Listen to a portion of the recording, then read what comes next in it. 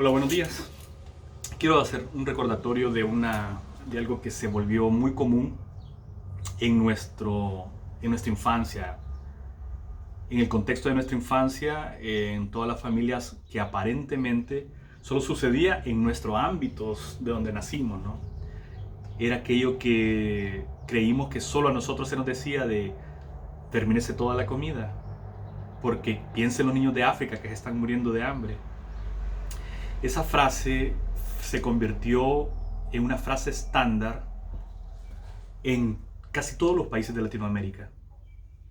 Y eso tiene mucho que ver con lo que el primer lustro de los 80 se encaminó a observar qué es lo que estaba desarrollándose en África. Estaba desarrollándose en África las grandes hambrunas, las guerras civiles y todo. Pero ¿qué sucedía? Estrictamente, ¿cuál fue la matriz de ese mensaje? Una de las grandes matrices de ese mensaje es desviar la mirada de los problemas latinoamericanos hacia África. ¿Existía en África el hambre y existían las guerras civiles? Sí, por supuesto. Existían y atrozmente.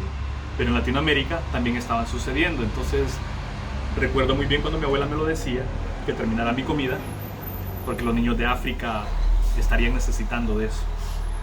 Pero al lado, en el barrio, mucha gente, muchos niños de mi propiedad estaban siendo estragados prácticamente por el hambre, por la marginación y todo esto que conduce a la exclusión social.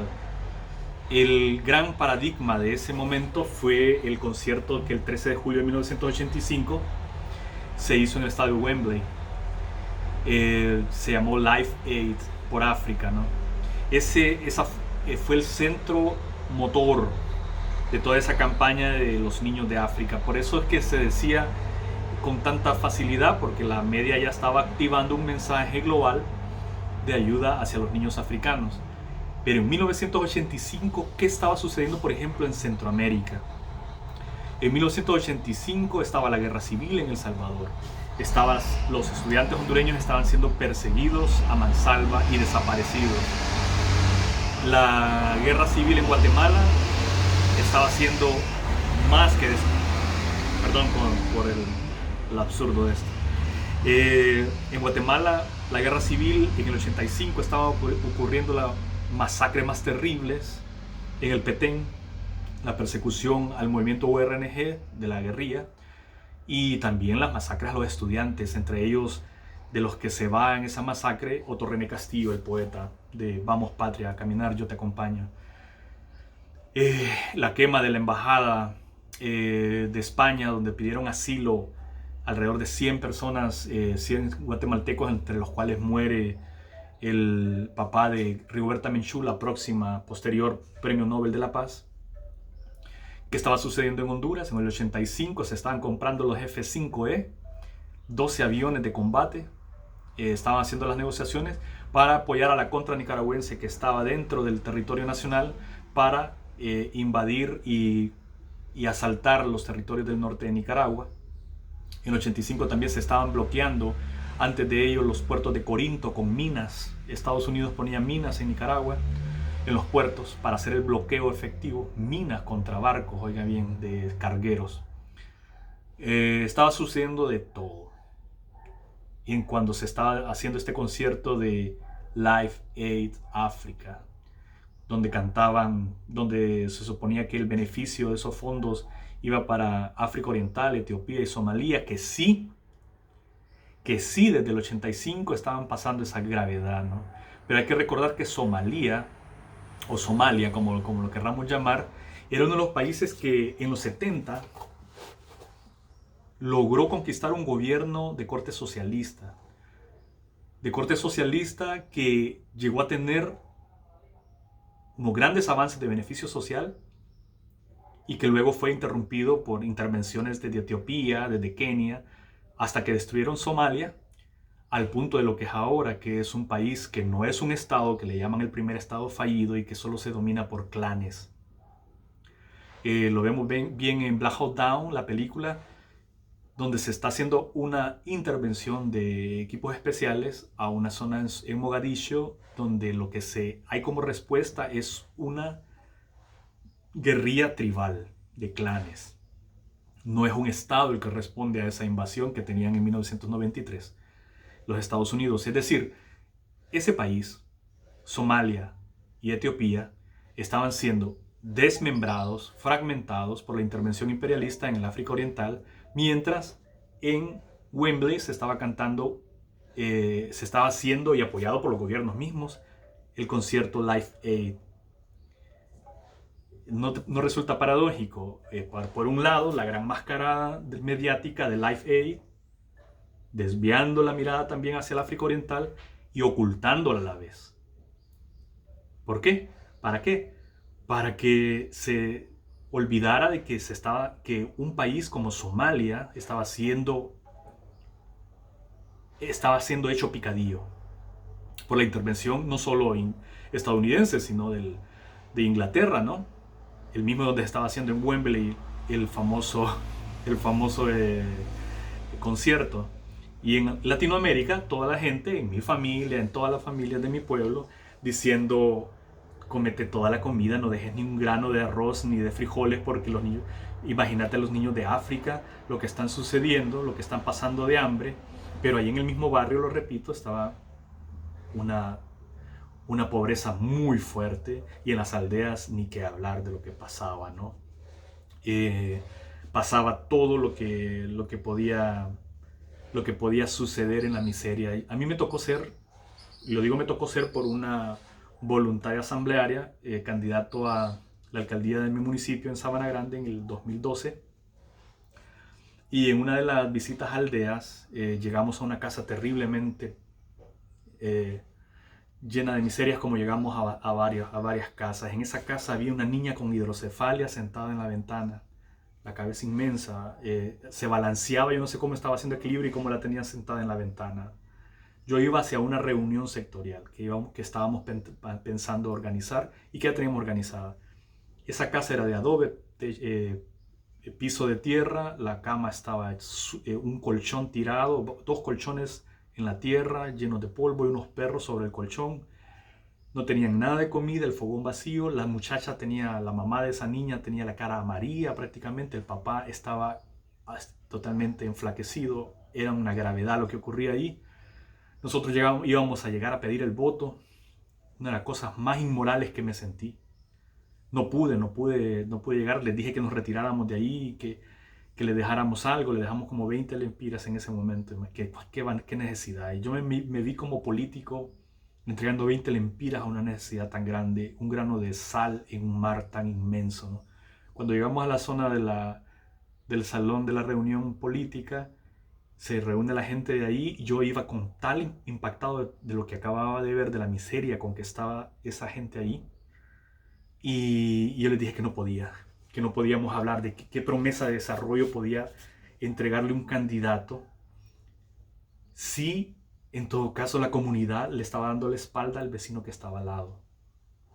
La gente que estaba al lado se estaba muriendo de hambre ante la mirada diaria de toda una aldea, de toda una gente que vivía mucho mejor, con mejores condiciones, y que no miraban ningún tipo de condiciones para ayudarles a ellos. Les dije que era inmoral hacer una reunión política mientras había una casa que se estaban muriendo de hambre, y que esa gente que pedía que yo le diera propuestas de desarrollo para la aldea y para la comunidad entera, esa misma gente no hacía nada. Entonces, todo lo que logró esta matriz, este lenguaje matriz de, no solamente por supuesto, pero me doy cuenta ahora porque vimos con Iris un meme que decía mi cara, un perrito con una cara triste que decía mi cara cuando mi mamá me decía: come porque tenés que pensar en los niños de África. Imagínense en qué resulta un meme globalizado. No solamente globalizado, una memoria globalizada, ¿no? La memoria globalizada de todo lo que nos decían de niños, y que lo que logramos creer de que solo el hambre existía en África. Es más, cuando todavía nos preguntamos qué niveles de subdesarrollo estamos en la caída libre que hemos tenido a partir del 2009 en Honduras y en otros países, a partir del golpe de Estado en Honduras, se desató toda la contraofensiva de la derecha imperialista en Latinoamérica, que cuando nos hacemos querer comparar, decimos: no, nos estamos africanizando, decían. Desde los 90 empezaron con la neoliberalidad, del discurso del neoliberalismo, a decir la africanización del continente americano. Y no era la africanización, era el empobrecimiento sistemático creado por las intervenciones imperialistas en toda Latinoamérica. La pobreza que llevó, el desplazamiento que la ACNUR recibió en las fronteras de Honduras-El Salvador, Honduras-Nicaragua, Nicaragua-Costa Rica. Por ejemplo, ¿cuántos desplazados en esas guerras civiles y cuánta hambre pasó y cuánta gente la ACNUR tuvo que recibir? Fueron alrededor de 200.000 personas que fueron desplazadas de las fronteras en Centroamérica y que al regresar causaron un impacto muy fuerte de reacomodo en las economías de los países destrozados por las guerras civiles impuestas. Mientras Live Aid estaba en el concierto de Ayudemos a los Niños de África en 1985, estaba sucediendo todo eso en Centroamérica. Quería hacer esa referencia y quería dejarles con esta reflexión de cómo hay que tener cierta mirada entre líneas, o si no una mirada de rayos X, con los mismos rayos X del Superman imperialista, para determinar qué es lo que se está en juego cuando hay conciertos de esta magnitud, como termina sucediendo en los conciertos, ¿no? Que son supuestamente hechos de arrastre del pop hacia mensajes absolutamente de ocultamiento o subliminales de intervención. Eso hay que entenderlo y los dejo por ahí. Entonces me parecía muy bien recordar esta anécdota. Y recuerde que a su niño no hay que decirle, piense en los niños del África, como Mary Knoll, la fundación esta, Mary Knoll, que todavía sigue mandando peticiones de solidaridad hacia el África, para que envíen por cheque hacia el África. Mary Knoll, recuerden esta palabra y búsquenla, es una fundación católica, Mary Knoll. Sigue con el tema del ayudemos a los niños de África, pero aquí en Puerto Rico, por ejemplo, hay hambre, y hambre real, hambre de gente que come solo arroz y habichuela, gente que solo come el guineo cocido con alguna otra cosita de verdura y algún otro pedacito de bacalao, que ahora es carísimo, cuando antes era parte de la comida diaria de la población. Llega el Mary Knoll y aquí al lado en Vega Baja, en Utuado, en Morovis, hay gente con hambre.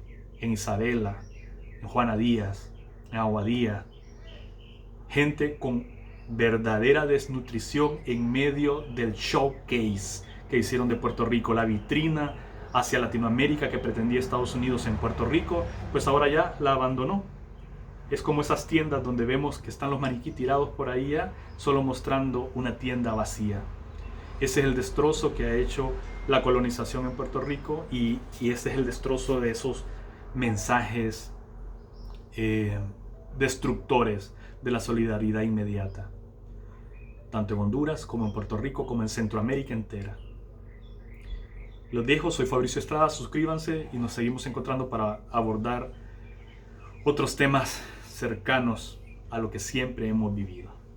Hasta luego. Suscríbanse también a mi podcast Bitácora del Párvulo en la plataforma evox.com. Hoy estoy lanzando un episodio, el episodio número 9, que se llama El hombre que oscila, y otro que se llama El hacha de sol, que tengo la fe de que puedan encontrar el hilo entre las Torres Gemelas del 11 de septiembre, que hoy se cumplen 19 años del fatídico momento, y otras cosas que suceden también en nuestra vida diaria. Esas son las referencias que estoy buscando y pues los invito entonces. Soy Fabricio Estrada, nos seguimos viendo.